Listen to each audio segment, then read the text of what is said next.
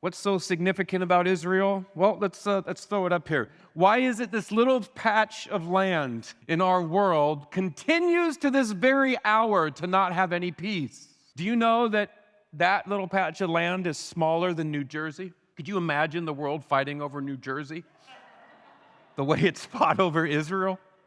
6,000 years is how long it's been since God promised Abraham the land, a land that ultimately the Canaanites would inhabit, a land that Moses would bring the people to but not get to enter, a land that Joshua would lead the people into. And from that moment on, God's chosen people, the Jews, would have to fight to keep that land. They would be overthrown, they would be killed, they would be taken away, it would be confiscated. The Babylonians, the Egyptians, the Assyrians, the Persians, the Romans.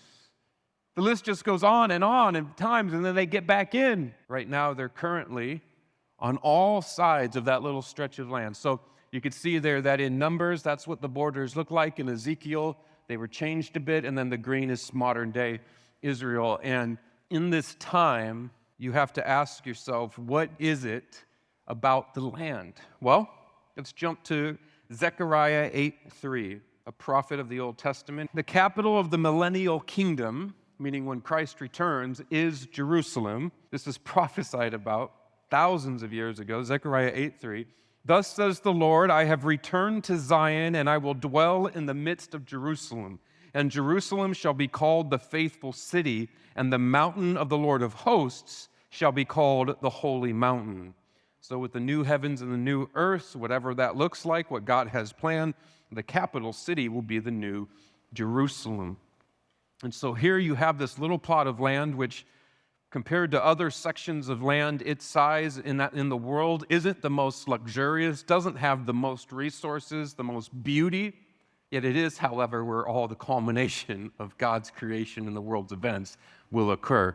And so for that reason, it is fought over every century since it was given to the Jews. Israel, surrounded on all sides by people who don't just want their land, but want to see them and their God and their identity completely erased off the face of the earth. Let that sink in for a minute. You hate a people so much that you don't just want to take their land and assimilate them into you, which is typically how battles have gone throughout history. We take your land, we defeat your warriors, the rest of you assimilate. They want the entire people group erased from planet Earth. And they're not the first ones.